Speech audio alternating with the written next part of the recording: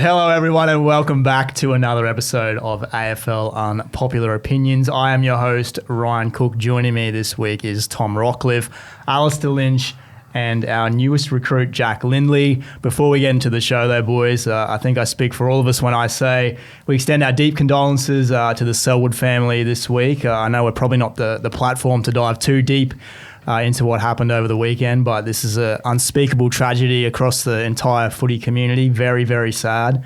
Rocky, I think a few weeks ago you spoke about the importance of reaching out if you're struggling, or reaching out to Lifeline or family members or friends, and this is another reminder of how important those things are and looking after your mental health. So, yeah, tough weekend. Certainly is, and in Australia I think it's probably a crisis almost, particularly for people aged 25 to 44. It's the number one killer in Australia. I think it's seven males a day, 9 in total, take their lives. So it's far too many, and there's a lot of research that's being done. So I think it's a good opportunity and reminder for the AFL, even the governments as well, and Players Association we can be leaders and drivers of this. There's a lot of research done, and there's not a lot of solutions out of it at the moment. It's important to check in, but hopefully we can start to get some solution-based evidence and reduce those numbers as quick as we can. And if anyone is struggling out there, make sure you reach out to Lifeline 131114. Get in contact and check in on your mates as best you can. Yeah, well said. Probably can't say much more than that, but yeah, ripped the heart out of the AFL industry over the last few years, last few days, compounding Troy's death of just a few months ago. You couldn't imagine what the family's going through at the moment. But tragic times. And we do say that because most of our audience is sort of aged between 80 to 30. So as I said, this probably isn't a platform, but we do stress the importance of that. I know whether your groups, I'm in a couple of WhatsApp groups and one past players, and it was actually, everyone was checking in on each other just because it is such a difficult time. So it was good to see everyone's checking in. And that's the thing. It's not just the onus isn't on the person struggling to reach out to Lifeline and stuff. It's check in on your mates. Yeah, good point. If someone's gone quiet for a month or so, check in, phone call, stop in for a cup of tea, whatever. It can make all the difference. So yeah. And that probably reinforced the Robert Walls celebration of life. Now, Wallsy, as he said in the lead up in conversations, which was difficult conversations for a number of us to have with him, but he was happy. He got his head around the leukemia had come back in an aggressive form, and he didn't have long to go, and so he wanted to go out on his terms. And I'm not overly brave, and it took me a couple of days to actually give him a call, and he was almost consoling me. He said, I remember he got and he's strong to the very end. He's saying, no, Al, I'm fine. He said, I'm in mid-70s, I've had a good life, I'm good. And you go, bloody hell. He knew what he wanted to do. And so this week, I think it's Thursday at the MCG, there'll be a celebration of life for Robert Walls, who was a massive contributor to Queensland football and the AFL game, obviously all around the country. I know you've got plenty of stories to share about Wallsy, Lynchy, because I guess so for someone like me that's a little bit younger, he was a little bit before my time. What do you think Wallsy will be remembered for the most? Well, I think it's probably been glossed over a little bit in the last few days because we talk about his sprays, which were, in hindsight, they were funny, but he was pretty hard. He got right to the point, but he was a great innovator. And you've probably heard also, like at Fitzroy when he first started the coaching, he developed the huddle, which was for kick-outs. So basically, the whole back line and midfield would congregate at centre half back, and then just run to one side and just saturate numbers over to one side of the ground. And so he did that. So he was a great innovator. He was a powerful presenter. So he could influence. And we've seen some of the hilarious clips when he's given feedback on the couch. The Kevin Sheedy one. There was a Bomber Thompson one a number of years ago as well, which they used to refer to him, used to take the wrapper off the baseball bat and just give it to him. But he was convincing, and he was the one that sort of convinced me to come to Brisbane. I had a massive deal as well, but you want to come up and align yourself with a coach, and he was the one that sort of presented so well to me. And from that time, we probably didn't get on real well whilst he coached. But it was a difficult time. I had a few injuries. He was sort of struggling to hold his job, and so we butted heads a fair bit. But probably 5 years after he left, we started to get on very well. Yeah, I think the Kevin Sheedy one's the one that I think's done the rounds a fair bit the last week. Everywhere. Yeah, and he speaks about like coming here and it's a different level of coaching, what he had to do compared to those big Melbourne clubs, what they went through. Like coaching AFL footy is never easy, but when you go into the bank to get money out of your own account to give to your best and fairest awards, and you've got owners that want to shut it down every week, as he said. So the challenge is not only to try and get a team to perform, but off-field and to set Brisbane footy on its path. I mean, there's probably no greater influence in our time, and the club's obviously in a really, really strong position now, but you think about what he would have gone through in those early days and how tough it would have been, and there would have been moments where he could have thrown in the towel, but he got the tap on the shoulder. Even the year I think he got the tap on the shoulder, it was made about 8 weeks out, and then they went on a mad run, didn't they? And he played finals? Played finals. Played finals. I think got rolled by Carlton, who were the best team in the comp then. So I think Carlton went on to win the flag. But I mean, and when he first started out on the Gold Coast, because he started at the Gold Coast, then was part of the Bears move to the Gabba, which is where I joined them. But he's talking about on a regular basis, he'd go to McDonald's and a young girl would offer him 20 tickets to go watch the Bears play. He'd go, well, actually, I'm the coach. So he said, it wasn't big up here, but no, he was a big influence, played a pivotal role with so many players. And probably the old Fitzroy guys seem to be the most passionate supporters of Wolsey, because he was hard, and obviously Sticks Kernahan's been in the media this week and loves Wolsey, but the generation at Fitzroy before me, they love him. They reckon he was fantastic. I love how Lynchy sort of threw in that Robert Walls was the reason he came up to Brisbane. Nothing to do with the wads of cash. No, I did say that. We were all thinking that. The cash was huge. Now, he sat me down in his office. And I remember I spoke to him about this. He sat me down in the office and took me through what he wanted for me and that sort of stuff. And yes, massive deal as well. But I thought, you're impressive. And then I just got a couple of cooks. I don't know whether I suppose we wouldn't have said this. I've said it somewhere. But when you come off after a game and you think, well, we've lost, but I've done all right, so I should be fine. Wasn't like that? No, we played Richmond. It was my 13th game of my first year, and I'd broken my collarbone early in the pre-season, and then I'd broken it during this game, and I managed to stay on the ground, so it wasn't too bad. But I broke it in and kicked 3 goals to end up with 5 goals from centre forward in a loss. And so I'm pretty sore and I'm pretty comfortable that I've gone okay, and I've come off the ground and sat in the front row thinking, well, I'm fine. And Wolsey had this, and when he's about to give someone a clip, he clears his throat. He goes, so he's cleared the throat. And I thought, well, hello. But again, bit of warning. But I should be fine. And the radar's gone along. He's just locked onto my eyes and just given me a cook. And I thought, geez, that was a bit harsh. And anyway, so I didn't play the next year. He left, and then he went and coached Richmond. And then we were playing. I came back playing. And we were playing Richmond at the Gabba, and the Richmond runner came out and gave me a fearful spray. And I'd given him a spray back, and he's backed off and said, "No, it wasn't me. It was Wolsey."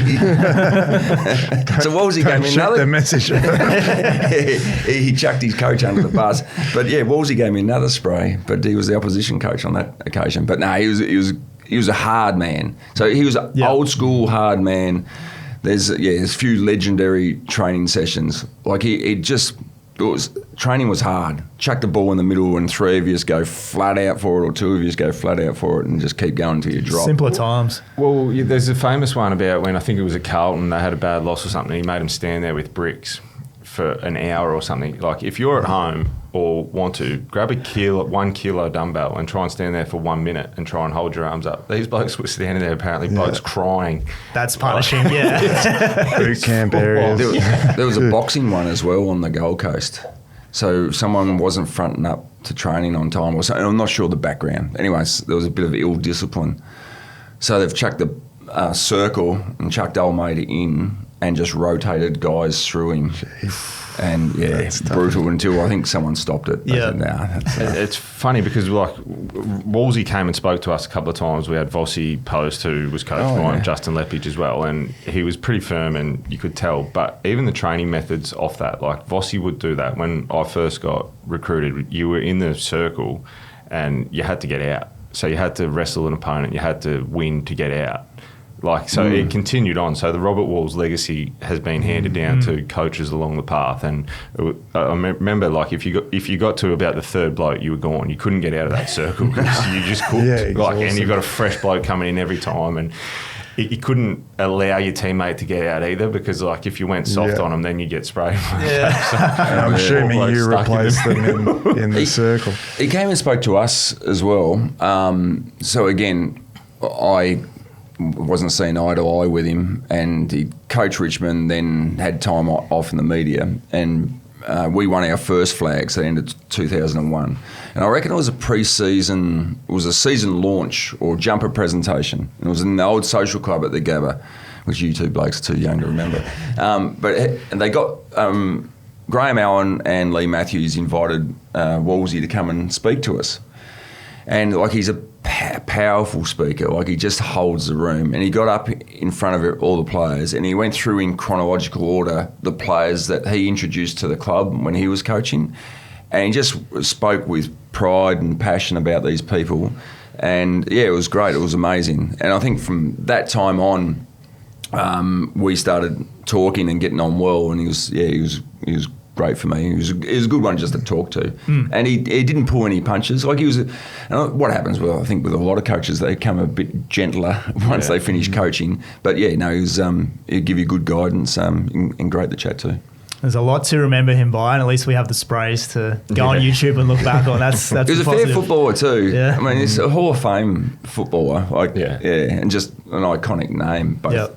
Well, someone that's done it so well as a player, like I think he won 3 flags as a player, premiership coach, and then essentially he was gold standard in the media for a while. Did it all. Have a look at actually, did I say Bomber Thompson? Mark Harvey was the spray. Have a look at that one on YouTube. So Mark Harvey, Robert Walls on the couch. He was pretty solid. That straight up. Know what I'm doing. Speaking of Bomber Thompson, or the Bombers anyway, I'll give Jack a proper intro here. Listeners may know him from some of our social media clips, but he's a passionate Dons man, and you wouldn't want to be last weekend, mate. I don't know if passion's the right word. This passionate or beaten down, forlorn. Beaten down over many years. I've been involved in a lot of gags on Ned's skits, taking the mick out of me and my team. And the probably the most disappointing thing over the weekend is, like, I was half expecting it to happen, you know? Yeah.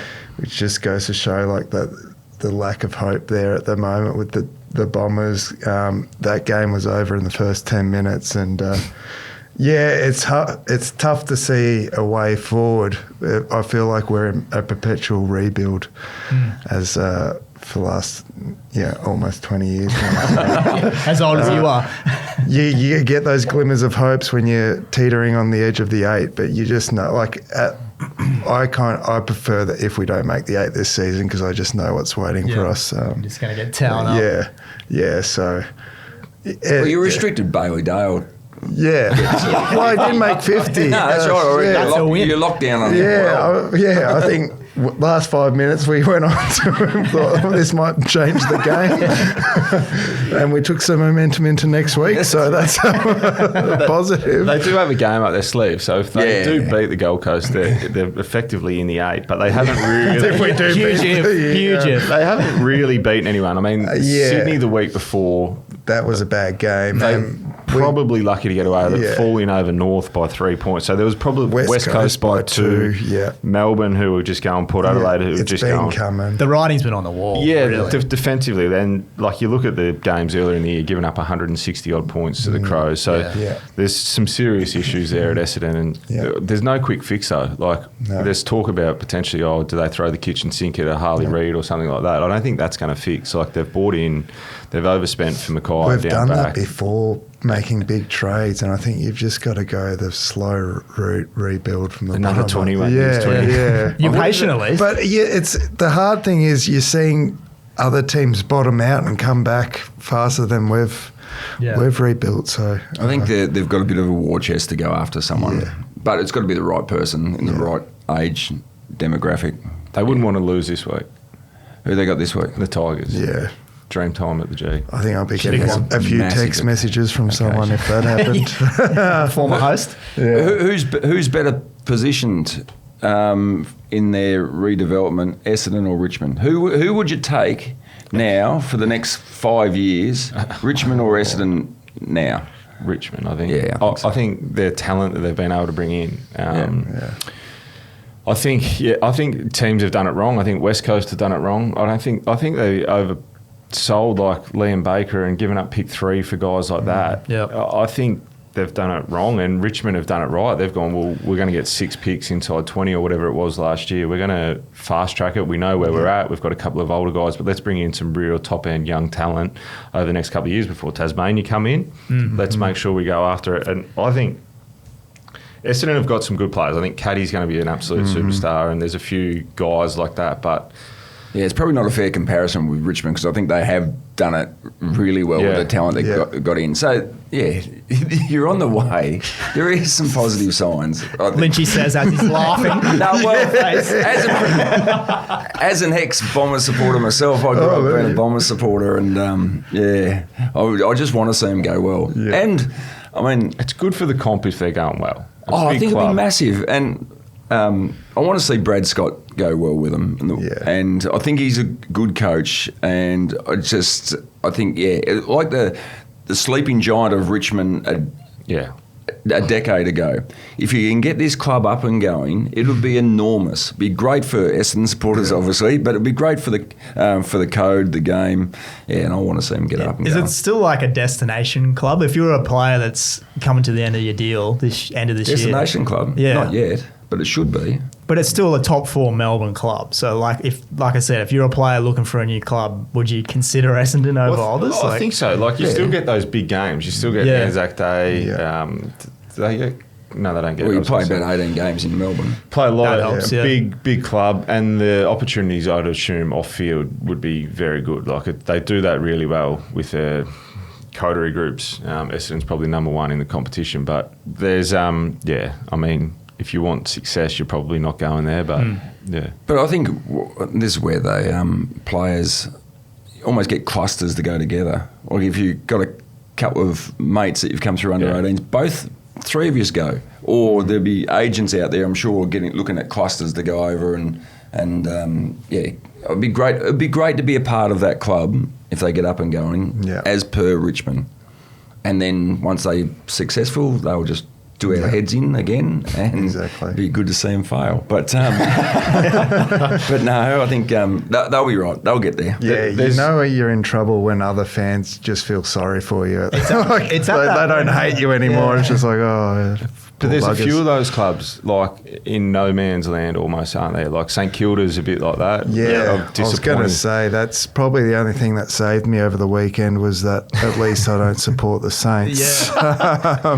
That's a silver lining, but like they're not really there. You bring in Ross Lyon with Ratton had done a reasonable job. They're sort of teetering on finals, playing finals footy, and it's like, well, can Ross take them to the next level? And they've gone backwards. They haven't improved. And they're almost rebuilding. Yeah, well, they are rebuilding. Yeah, I reckon they've got a very young list, and that's why they're trying to break that cycle with that big signing. Now, whether Tom DeConing's the right one or not, but they're going to break the cycle because they've developed this war chest where they've held back payments so they can pay basically 105% of the salary cap next year. So that's where they're going to be able to get that money to pay one player to get there, and they'll keep rolling the dice until they get one. Yeah. And they'll break some other salary caps on the way to doing it. Like, I mean, GWS will be bursting now because Finn Callahan stayed. Carlton will be probably worried that if they offer TDK big money and he stays, that's going to put a strain on their salary cap as well. Well, they can't afford it, can they, Carlton? They're going to have to let him go because you've got that's the thing. top dollars, you'd imagine. Mackay would be decent. Paddy Cripps is going to be decent. Sam Walsh on good money, yeah. Wiedering. So their spine is as good as anyone in the competition. That's where they probably drop away. It's that bottom five that are playing each week that's sort of almost letting Carlton down. They're stuck in no man's land as well at the moment. There's a few clubs in that territory, and I guess one of them still is West Coast, but very impressive win yesterday. We're recording this on Monday.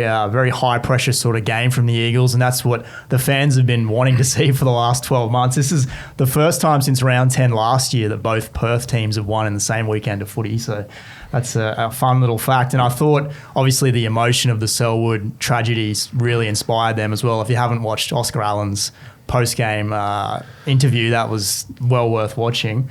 What did you guys like from the Eagles? Did you like the brand of footy that they're starting to play under McWalter? Well, yeah, we were both working on the other game. Yeah. But you can see it. I think even last week, like they're in that game right till the death against Richmond, probably a bit unlucky not to win that game of footy if they get that kick away inside 50. But I've seen a bit of the second half and just their pressure. Their attack on the footy was at another level. Harley Reid didn't have his numbers-wise huge game, but you've seen the signs of why he's picked one and what he's going to be able to do. That goal he kicked from 50 was special. So they went after it a bit, and St Kilda, just couldn't stand up to that pressure, particularly early on. The game that you guys were calling was Melbourne taking on Brisbane, and it felt like to me as I was watching it like Brisbane was up by about 6 goals, and I think Jared was even saying that on the call. It looked like he said at one point there's a big gulf between these two sides, but like there was only 2 goals between them, and then Melbourne just rolls over the top of them in the fourth quarter. The ball virtually lived in Melbourne's front half in that final term. We've talked about Brisbane's second half woes for most of the year. This is still a big problem, isn't it? Quarter time, it was Brisbane by how much? They looked like they could get to the corridor with ease. Melbourne didn't have any answers to it. They'd put up their best first quarter for the year, Brisbane. I think they kicked 40-odd points, so they kicked six goals in the first quarter. It looked like they were just going to run away with it. Their ball movement is near impossible to stop when they get going. Dane Zorko off half-back. Would you call it arousing, like BT did? Yeah, I think it is. Like it is. Those kicks are unbelievable, and Kitty Coleman. So Coleman coming back in, geez, that's a big bonus. Yeah, the way he just kicked from his first kick, it was that dart into the corridor again. So yeah, he's good to have him back. And we've been speaking about it week in, week out. Like Brisbane are just going, they're still on top of the ladder, but I just said to Lynchy outside, and I think it's time to make a call, like a tough selection call, just to put everyone on notice, to give them a little prod. I think Fagan spoke about it after the Collingwood game, that he gave him both barrels and it was a good way to reach out. I think a selection call is the way to do it, just to get them into gear, click them into gear. So you speak about who would that be. The 2 names that come to mind, and they're going to be tough to drop, but Cam Rayner's one or Charlie Cameron. Wow, okay. I think one of those two, they amplify Brisbane's issues at the moment. They're the ones that are up when things are going well. They look as good as anyone in the competition. What Rayner and Cameron can do when the going's good, they're incredibly good, but then they disappear for long periods of time. And Charlie this year's just been out of touch. He kicked a couple of weeks ago, kicked 3. He hasn't got his kicking boots on. There's one yesterday. Yeah, that was the one that gave it away. The ground ball inside 50, he would take every day of the week, eat him up. He ran over the top of it, fumbled. He just looks out of sort. So it's just it can be for the whole group. Lynchy obviously went through it, and he's probably better to speak about it than what I am, how you back up after a premiership to go again. But I think it's almost getting to that point that you've got to make a big selection call for the group, not so much for the individual, for the group to say, we need a full stop here and we need to kick into gear. Yeah, I reckon they look comfortable. They look like they're comfortable that they've got a flag under their belt, as you are when you've got a flag, because it's what you've just been driven for for your whole career, they look like they're just playing comfortable. Now, to be the best team in the competition, you've got to be on, you've got to be totally invested.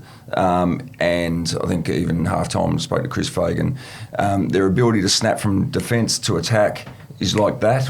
When you're switched on at your best, they look like they're just off that. So they're going half a second late, which means you're off.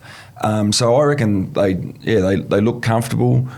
Teams getting set to take on Brisbane as well. Like, you go back a couple of weeks when they played the Gold Coast. I thought their game against the Gold Coast was first class, and they're probably thinking, these young smart asses from down the coast, we're going to give it to them, and they did. And they played very good football.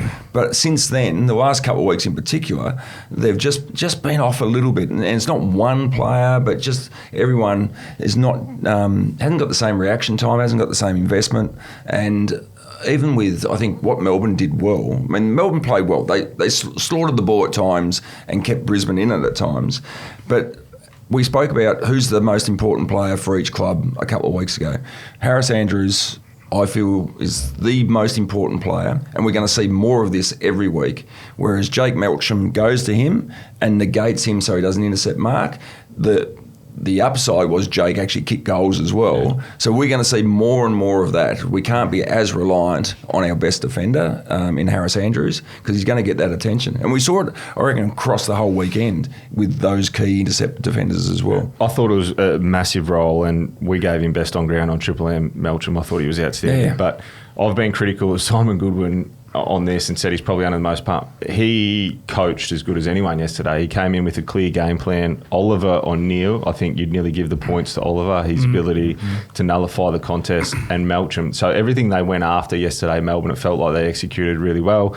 He was down on ground level. He was pulling players aside, showing them clips as the game went on. So I thought Melbourne, to their credit, they executed everything they wanted to yesterday perfectly against Brisbane, and that's a challenge of being one of the better teams in the competition. Teams you're the scalp. They want to beat you. Yeah. So I thought I agree. Reason to be up for the fight. Especially mid-season. Yeah.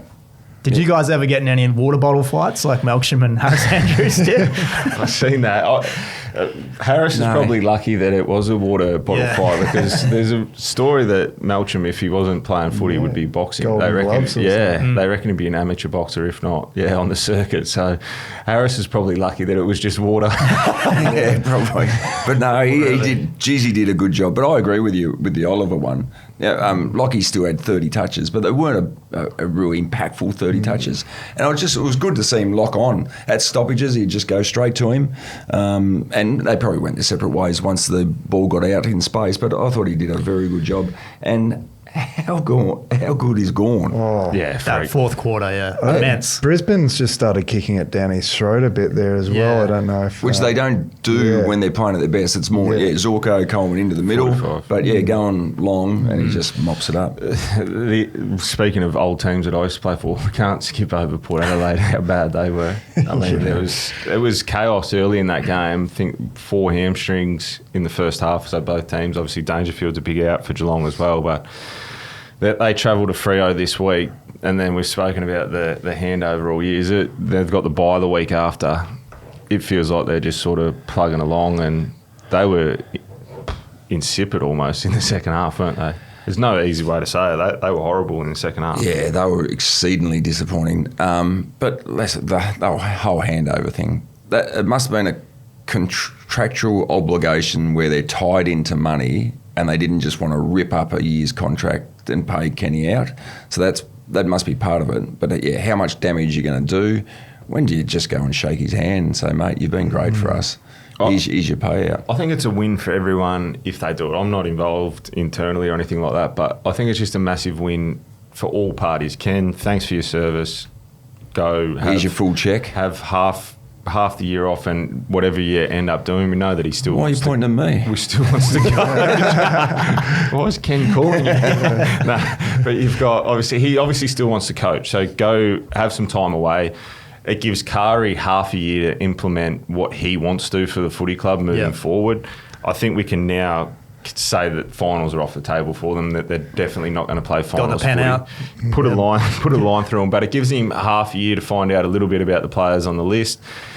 They don't have the draft picks there either to come in. They've traded their first rounder, I think, with the Gold Coast. Is that right? I think Gold Coast have their pick, so it could potentially be a high pick. So I think it makes sense for me in the bye week to have a mutual handover, and away you go. Do you think there's a responsibility for Ken to even say, look, this is enough? No. Get me out here? Or No, I would say Ken's tied to a contract. He's not standing down. He deserves his cash. He's done a great job for that club, and I think at times their list hasn't been that great. I reckon he's polished that list up exceedingly well and coached, so he deserves his contract. No, it's up to them to come and say, thank you, you've been a star, here's your full check, let's part ways.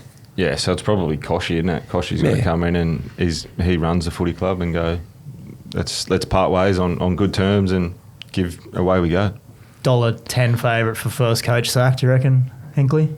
Well, it's not really. Well, he's Not done sacked, anyway. But first to go maybe. Well, the ones that were under pressure had good wins on the weekend. Yeah. Goodwin has a win. Fremantle have a win. You put a line through Goody, didn't you? Oh, well, yeah. And then text her out. The contract extension. Freo, JL, they get up. Well, The other they one, played well. The other one, and they probably play finals, but if the Crows don't play finals, Batty Nix has been there 6-7 years without a finals appearance. Absolutely huge pressure. Does pressure all of a sudden become on him as well? So, I mean, there's a few and then Bevo's out of contract and they smack Essendon. So, yeah, and then you don't even want to touch on the Giants. I don't want to even talk about the Giants. They're in our multi-Lynchy. And Oh, were they? we took them at the line. They're so hot and cold. Some teams, which is good for the competition. I mean, it's pretty even at the moment. You don't know if your team's going to win, so everyone's going there unsure, unless you're Collingwood. They just seem to front up. But Freo were good. Giants couldn't move the ball. Now, there's no excuse for the Giants. When they're up and going and moving the ball quickly and changing angles and that sort of stuff off half-back, they look good. The ground was a little soft, so you couldn't turn and go as easily. And I think that played in the hands of the Fremantle Dockers. And I thought they did a good job. You like the Harris Andrews-Melksham matchup? Yeah. I reckon Tracy went to Sam Taylor and just made sure that Sam Taylor didn't intercept everything. They're just a little bit thin through the midfield, but their defence was great. Cox's job on Hogan, it was first class. And Jackson, best player on the ground almost as sole ruckman. So yeah. What do they do there? They've locked in 2 ruckmen for long periods on good coin. So yeah, they'll make that trade. Darcy, you reckon, or Jackson? I'd try to trade Darcy. Yeah, I think and so. give Darcy the opportunity somewhere else as well. It'd be number 1 ruckman. There'll be some clubs putting their hand up for him. Yeah. Well, maybe your mob. Yeah, fourth ruckman. If you can get him halfway through the year, it'd be good. But it might be a great opportunity. They get a good pick back, get some more talent, and Jackson goes in the ruck. But no, he led beautifully. They look good for you. There's a team you didn't include in that little list you rattled off there, Rocky, Carlton. The second half woes of this club is just woeful. The attack on Friday night against Sydney was, if you watched that game in its entirety, good on you. It was a tough watch. I had to. There's a few that have been a tough watch. Like North, well done to North, had a win. That was a tough watch. But Carlton, I mean, Carlton should have been 4 goals up at half time. And they missed opportunities, whether it was shots or just missing targets inside 50. So I thought they looked okay early, but you just felt, geez, Sydney are too close. And I think even we spoke about it pre-game. The only way, if Sydney are going to win, it's going to be Heaney, Warner or Blakey. Yeah. So make sure they don't get up. And, geez, didn't they light it up in the second half, and especially Heaney in that third quarter. If you had a kick straight, Heaney, it would have been incredible. Yeah. Unbelievable. Yeah, I think that's probably the frustrating thing for Carlton and watching that game. You got beaten by what you knew you were going to get beaten by. Yeah, and we spoke to Vossi before it, and they obviously had plans, and this is where he was exceedingly frustrated post-game. They had plans for Heaney, and it wasn't executed. It wasn't They rolled showed in. some damning clips on one of the shows, maybe First Crack, your mate David King last night. But friend of the show. A friend of the show. Heaney standing there by himself, and Carlton defenders, no one goes to him. it's a 1-on-5 effectively, and they leave him by himself, and he bobs up and kicks 2 goals or takes marks inside 50. Yeah. Maybe you take us through how hard it would be to stop him. So if you've got a defensive midfield role to take him, he's just going to take you to the forward line, isn't he? Yeah, he will. And that's the challenging thing, trying to get the right matchup. Because Hewitt was one we flagged at three-quarter time, knowing that Heaney's going to drift forward and try to expose Hewitt's probably speed down back. But, yeah, just thought someone had to go to him. You've just got to, take his body. And we seen it yesterday. Melcham is undersized playing on Harris Andrews, and I know it's a different end of the ground, but he's just your body work. So it had to be someone go down there and execute, because Heaney's going to beat you in the air. First and foremost, so you need to take away his run and jump, and then you can match him at ground level as a midfielder. Tough matchup, there's no doubt, and there's a reason he was Brownlow favourite last year for a long time, probably the best player in the comp. Absolutely. So, yeah, they've got some issues as well, and Carlton. You mentioned the Melksham one, going back on that. His near best play was when he didn't touch it that time in the last quarter. Just took it out. Yeah, just held Andrews under the ball, goes over the back, goal. The one thing we should, I know our show is called Unpopular Opinions, but it's been flagged a fair bit, and we've been pretty critical, of umpires this year, but Chris Scott was pretty strong in the fact that 4 umpires is not working. No, it's not. I think there's been some howlers that they continue to miss, and they got thrown under the bus last week by Laura Kane, which she didn't miss them. She made sure that they were at the bus stop and threw them under. But good whack. They need to go full time. I think there's no doubt in that. But I think it goes back to 3, doesn't it? Like 4 is a lot of officials out there, and they seem to miss them. There was a handball in the Crows game that. Collingwood went forward, kicked a goal just before three-quarter time, shifting momentum. They missed the Cozzy Pickett one. That was, There's been some how they're out on the full, and that's probably more so a boundary one. Yeah, the Heaney goal. Like they're starting to impact results of games. Which we knew was coming all along. It's one thing to have the arc not working, but then if you're not getting the on-ground stuff right, then it's a real There's a couple of things on that. So the 4 umpire things. I thought the 4 umpire system would work better because we're taking out an element of have to be a super athlete and a super decision maker. They still got to run. So I think get in deep and pull with that, taking out the bounce and allowing them to not run as far. But we see the one umpire can override everyone else. Yeah. And there was a decision there. Stephen May was going off at the umpire because there was a free kick paid against him, and he was spraying the umpire for paying the decision. The umpire there didn't pay the decision. Yeah. The umpire said, "No, you're fine." Basically, he didn't say this, but he allowed play on. It was someone up in the middle of the ground. 60 metres away. So one said, "No, that's fine," and one, because it's the free kick, he gets to call the free kick. I find that staggering. So is there defined boundaries in terms of where they can make their decisions from? Well, I think because you're going to have the more opinion, our game can be based on opinions. It's grey. There's so much grey. Yeah, there's a lot of grey in the way it's officiated. So by adding the 4th element, so a 4th umpire, you've got 4 different opinions, and there's different angles. Sometimes I think as a player, you can suck it up if something gets missed. Yeah. Like you can go, oh, yeah, okay, that's fair enough. Maybe they didn't see it. Now you've got so many different angles, and it depends what the umpire sees. Like one may see it as a throw, but one's seen that it was a perfectly executed handball. The one that's seen it as a throw pays a free kick. The one that's seen him handball can't then blow his whistle as Lynch is saying. You can't undo a free kick, can you? It wasn't. He handballed it. So then we'd see a ball up. The Stephen May free kick yesterday, I think it was like an arm knock like that. You'd be happy if it wasn't paid, but one umpire's paid it from 60 away. The one closest to it thought it was fine. Yeah. So I think we've added another element. So you've got another opinion now, which then is leading to these bad decisions. Yeah. In my I reckon thought process. Logan Morris snap. It was in the second quarter, I reckon. Snap, and he was convinced It was a goal. it was a goal, and it was paid just straight out as a point. I was right behind it. Goal? No, it was the other way. Yeah, no, it was a goal. Yeah. Yeah, it was paid as a point. It was straight through, I thought. But anyway. But no, it's very tough. We could talk about umpiring for another hour, I'm sure. We've got to simplify the rules. More and more simplify the rules. instead of the interpretations changing all the time. Yep. No one's so hard. And with the stuff about, and I think we spoke about it last week, professional umpires, I reckon there should be professional umpires to help educate the other umpires, help to grow the game. Yeah. But let's make it simpler for the umpires. We can't be changing interpretations all the time. And Jared Hill, he's been on about this one all the time about the hands in the back rule, which I was totally against, because I think just pay if it's a push in the back. Yeah. But I get it now. So if a marking contest and you see hands in the back, just pay a free kick.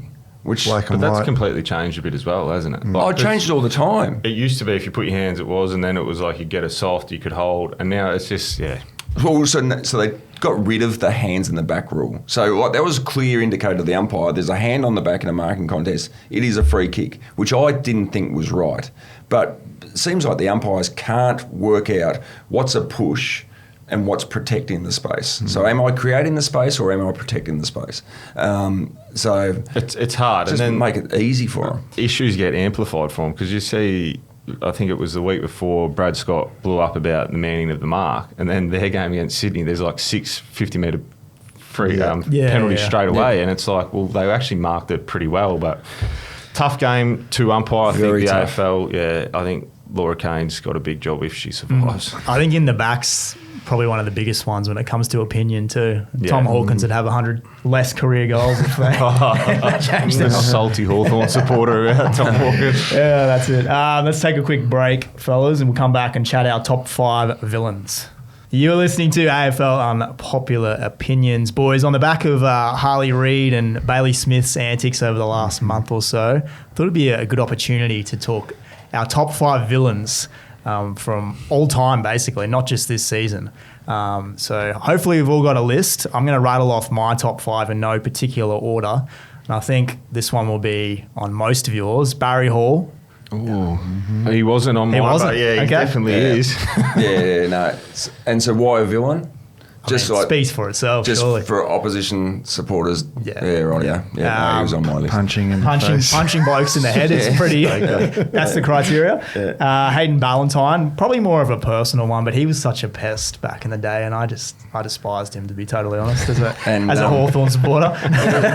And didn't Matty Scarlett Scarlett, Yeah. Stevie J and then the Geelong boys hated him, yeah. Yep. Another one, I don't personally feel like this towards him, but Mitch Robinson was disliked by a lot of opposing fans just because of his attitude and some of the stuff he did off the field. And loved by his own fans. Yes, that's true. That's the thing. It's compounded the I think other it's way. important to note that every team needs at least one They villain. do. They do. Oh, you do? Yeah. Yeah. Brisbane were a better team with Mitch running around. Yeah. Because the exactly. opposition are thinking, where is this mad bloke? Added a bit of grunt. Stephen Milne, bit of a no-brainer as well, I think. Yeah. And then finally, Brian Lake, who I think North Melbourne fans will particularly have a problem with on this list. Well, go on. Why? I mean, He left. he choked someone out. Wasn't that against North Melbourne? Did he? Yeah. Ah, Yeah. Brian Lake. Yeah. Did he? Don't you remember that on the ground? Hands around the throat. Oh, did he? Yeah. Very famous So I'm getting moment. old and forgetful. The game's going The to other shit. one. You can't It's choke not someone soft. anymore. Barry Hands in the Hall, back. when he got Scotty Thompson. He did, Yeah. yeah. Headlock and wouldn't let go. Yeah. Speaking of villains, Scotty Thompson's probably one as well. That's a good one, yeah. Rocky, yours? Mine, I had Ballantyne as well. I Yep. thought he's definitely one. Just speaking, and I've never seen him play, but I love watching the Mike Sheehan interview. Mark Jacko Jackson. I'm That's sure. another YouTube one you have a look. That was uncomfortable. Well, Mike did well to sit through it. Well, Mike didn't know whether he was going to get punched or not. Yeah. That's a no Well, you good. wouldn't, because he would go on a tangent, and he obviously wanted to get a lot off his chest. And credit to Mike for doing the interview, because I think everyone loves to look back at it and just go, "Wow."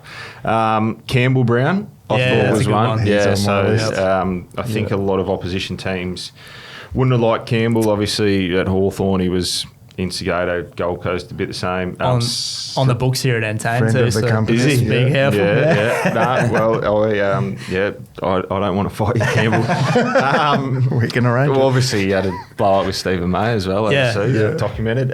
Stevie Baker. There's a few people who had a blow up with Stephen May, haven't they? Yeah, Didn't Stevie Jake May's, Melcham? Yeah. Stevie May's He might find him Stephen May trouble. could be a villain Yeah. as well. Like, Yeah, absolutely. knocked out a couple of players at Brisbane. So Stevie Baker, I think, when he used to do his I job. didn't have Steve Baker down. That's a good one. And I think probably the most now, Collingwood player Braden Maynard. Oh, of course. I think opposition players, teams, hate him. He gets under the skin. Yeah, doesn't I he? think he tries to. And is it a bit of fake tough guy at times? Like It's a he'll character. go and then a bigger bloke will enforcer. roll in and Yeah. he'll just okay.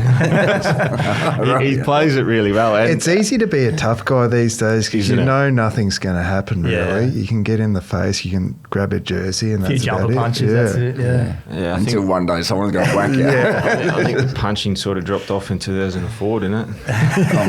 Windburn dropped off. It's just entertainment value. That was it. Make sure you entertain everyone. But don't land any punches. Oh, is that what you're going on?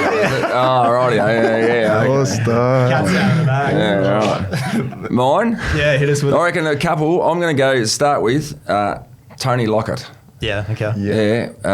And was it when he was playing for St Kilda? Did he kick a barrel into the Swans cheer squad at the SCG from about 5 metres out? Yeah. So just trying to Cop that. Yeah, and I was genuinely scared of him. Like I played my first game at fullback was on Tony Lockett, and running out to him thinking, I'm going nowhere near you. I saw Fev Petrified. kicking a few barrels from about 5 metres out in the Resis last weekend. He was, was he? loving it, yeah. Fev could be on there as Yeah, well. I think so, yeah, probably would be, remember yeah. one, All right, so plugger, Dermot Brereton, I reckon he's up there.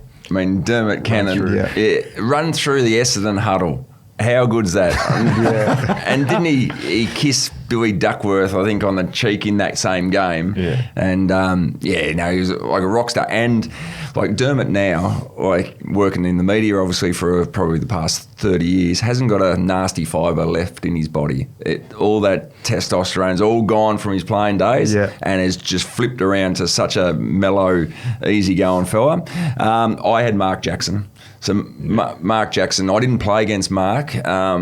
We nearly crossed over, but Jacko used to infuriate, I think, his teammates sometimes and opposition players. Who else did I have here? In the modern, not in a bad way, but in the modern terminologies or times, Toby Green would be considered a bit of a villain. Didn't think about him. No, 6 different suspensions. So the boots in the back or studs up sort of reports. And so I think he would be considered that. And this one for probably post-career, but mostly, but he was a villain for opposition supporters when he was flying because he was so good. But Wayne Carey. Yeah. Wayne Carey he used to get booed because he was just too good. Yeah. He used to carry that footy club and he was a great of the game, but wasn't fancied by opposition supporters much. That's a good one. Yeah. Good list. Anything from you, Jack? Yeah, look, Jack. going last is never great. I don't really Set have you much up. left, but Wayne Carey was on top of my list. More so for off-field stuff, but I guess we're keeping this more on-field. That first game against North when Archer and that shaped up, that was pretty. Exactly. So he got under a lot of people's skin, understandably so. Had an old teammate of yours, Jason Ackermanis. Yeah. Got him as just a big mouth. Within his own club, he was a bit of a villain, I think. Still might be. And I think he used to write the articles all the time. He wrote an article about Duck and said we wouldn't have him at Brisbane. And we were playing Adelaide a couple of days later. Apparently he's still a villain at golf courses now as well. With the Queensland Police. No. So don't let him score his own games. Bit left of field, but retired now, Razor Ray. Yeah. He was probably the biggest villain of the AFL. Yeah, I like every that. fan base hated on poor Razor. And then I have Ryan Crawley, another one, got under people's skins, and then same as you guys, we had the Barry Hall and Oh, yeah. Kane Corn, special mention to him. Well, yeah. Why is he a villain? He just gets his name out there in the wrong ways. He's got enough. Picks on some. He's already got one on this. Yeah, few scalps, as he likes to say. Yeah. No, that's a good list. James Sicily, Stiff. I thought he could have been on a few of your lists. Yeah, he could be. He's irrelevant now. So. out of form. He's done. No, there's a few good names there. Who else? Yeah, Milne, Barry Hall. Yes, there's a few good ones.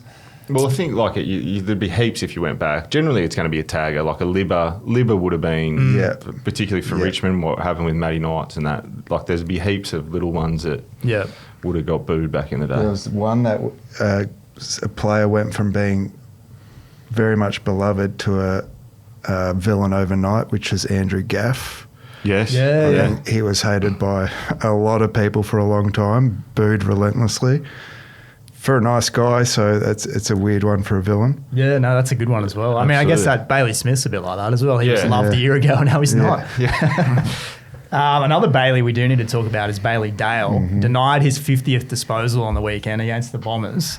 Yeah. Can you boys remember any times during your careers where you were, robbed of a goal But from a teammate? But sure, the biggest issue to come out of that game, though, was of course. our panellist lost his record. Are you doing okay? At Marvel Stadium. They keep tumbling, don't they? Well, the longer you're out of the game, they're going to catch them eventually. So what was your day? 48? 48, yeah. The funny thing was, I think Danger had 48 the week after there as well. So we shared it, but I held it for a whole 7 days by myself. But we got knocked off. 48 against Carlton. First game back after a couple of weekends. Kicks, handballs, got the break up. Don't give me that. I don't know. Speaking Contested about nut. getting robbed, Ryan, I got robbed a few times, probably by this bloke voting on the Marcus Ashcroft medal. Back to that again. 47 one day, kicked a couple, didn't get but it. you did tell me, Yeah, it made me Pierce. feel bad there because I gave you 2 votes because I gave Pierce Hanley 3 He had 45 and kicked 2. and covered 1,000 about metres. 1,200 metres gain. Yeah. There was a showdown medal that I think I was a bit stiff. I had 42 or 3. Yeah. So I think you should appeal. I don't think he's broken the record. Bailey Dale. Well, yes, the kick-ins. The kick-ins. Okay. He's had 6 kick-ins. Yeah. Now, that's what's going on there. Yeah. Recount. They shouldn't count those. Get onto They never- AFL House. they never- you have them on the line all the time. They never used to be Freebies. counted. Well, Never that's used to right. be And now counted. you don't have to kick it to yourself. So everyone does it. Yeah. So everyone's numbers are inflated if you're a half-backer. Not that. It's good for the multis. That's Oh, absolutely. Absolutely. Well, that was the thing as down. well. Speaking of him having 49, in our segment, I'm not sure whether we'll touch on it or not, but that was my bet of the year. There's someone to have 50. It was a Ned special at the start of the season, 9-1. Jeez, you'd have been more than him. Oh. And what about he got lit up by old mate? Who burned him? Yeah, right at the end. Yeah, I can't remember They went who it inside was. 50 Was it Bailey for an Williams or unnecessary someone? goal. Yeah. Like, please, guys. Yeah, just give it back to him. And he's looked afterwards hands and on gone, head. oh, Yeah. Yeah. So, oh, well. Do you so you had 48? How do you know at 3/4 time you're on for 50 here? Like, how aware are you It was during one of the the game? Yeah, one of those days, and it's a lot easier these days because the stats pop up on the scoreboard. Yeah. Obviously, I think I had 27 at half time, and I'd had a bet with Craig 27 Lambert at half time. if I got 50 that day, and it was one of those days where You had a bet that you'd get 50. What, at what 50 stage? before the game, he said he'd take me out to a long lunch, me and 5 others. Going into the game that into you the get game, 50? yeah. Oh, my God. And he was welfare at the time, but like I'd be 4 deep in a contest, and you would have had days like this as well where you got at full forward or something like that, no right, and it would bounce past them into my hands. Like it was just one of those days where everything sort of went right. From an individual point of view. The one day I had 57 in the sample was like, You had to slip this in. but like so like Bailey Dale went quiet where I went the other way. I had 40 at 3/4. He had 39 at 3/4 time, and he had his worst quarter. He only had 10 in the last quarter. I had 17 in the last quarter. I was like, I'm really gonna lay in here. And the boys were giving it to you? every which way. Like I said, 57. I think Peps was playing. I said, Peps, I had 40. Let's turn one on here in the last. And he was turning back, doing U-turns. So it's He's is facing it the frowned goals. upon, say, like an opposition? I know, like in the NBA, if you shoot in rubbish time, like it can start fights. But if you're Yeah. just hunting possessions and it's a 90-point game, is that frowned upon, or Wow. is it just like go for it? It was one of those that I've spoken about it, but we had Paddy Ryder, Justin Westhoff, Sam Powell-Pepper, me, Billy Frampton. Like we had a stacked team. Yeah. I think Westy had 40 and kicked 4 that day. Peps, like it was just one of those days. It was Sharing the love. unfair on North Adelaide. And Lynchy, I looked up your top disposal games. So 11, 23 23. against Geelong in 93, and that same season you got a 22. No, So 93. Were you playing in the midfield back then, or what was going on? I don't know where I was. No, it would have been forward. The one that I seen yesterday, Triple M did it, the Sunday Rubber or whatever it's called, Stevie J against Melbourne when they won by 200. He had 34 disposals, 28 score involvements, 10 goal assists and kicked 7. That's Yeah. not Oh. spoken about enough. That is an incredible. Yeah, and then that's backed up huge. apparently the next week and kicked 6 and had 31. Like Yeah, he was a God. freak, Yeah. but to have 28 score involvements is off the charts. How many? 28 out of 34. So he's that's kicked wild. 7, had 10 goal assists. So he's had a hand in 17 goals. And then obviously That's got to be a record, surely. It have, 28. I don't think it'll ever. 10 goal assists will never get beaten again. The famous story was who's this? I got the right one. Yeah. The famous story was the boys, and I don't know exactly, in match committee at the Lions. Lee Matthews was chatting in with Matty Armstrong, Gary O'Donnell, and Michael McLean, and they were all talking about their big numbers that they'd had, and sort of saying, well, you know, I had 44, and I had Matty Armstrong, I think he had 40 against West Coast on a Friday night at the MCG. And Lee, little Barnes just there, just sort of tinkering away. And they said, what was the most you had? And all these boys were pretty cocky that they'd had a shitload. And Lee sort of looked up and he said, most I ever got was 41. Kicked 11, but kicked 11 goals. Had 41, kicked 11. That's a flex. Never be done again. Nah. How cool was that? So, and then just kept tinkering away with his email. Magnificent man. Very good. Very good. Boys, that might do us for today. Good chat. Wrap it up. Yeah. Well done. Thank you, Rocky. Thank you, Lynchy. Thank you, Jack. I hope you enjoyed your first episode, mate. Thanks for having me on, guys. Beautiful. Outstanding debut. Cheers. We'll do it next week. You win some, you lose more. For free and confidential support, call the number on the screen or visit the website